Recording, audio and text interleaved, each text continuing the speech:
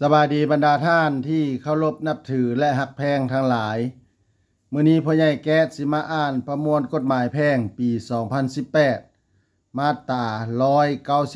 199การเอาเด็กมาเป็นลูกเลี้ยงการเอาลูกของผู้อื่นมาเป็นลูกเลี้ยงนั้นพ่อเลี้ยงแม่เลี้ยงและญาติพี่น้องของพ่อเลี้ยงแม่เลี้ยงให้ถือว่าเด็กผู้นั้นเป็นคือกันกับลูกคิง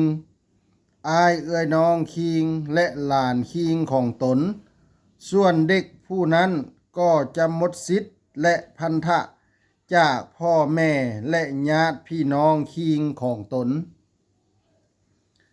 การเป็นลูกเลี้ยงนั้นต้องให้มีเอกสารยั่งยืนอย่างถูกต้องตามที่ได้กำหนดไว้ในประมวลกฎหมายฉบับนี้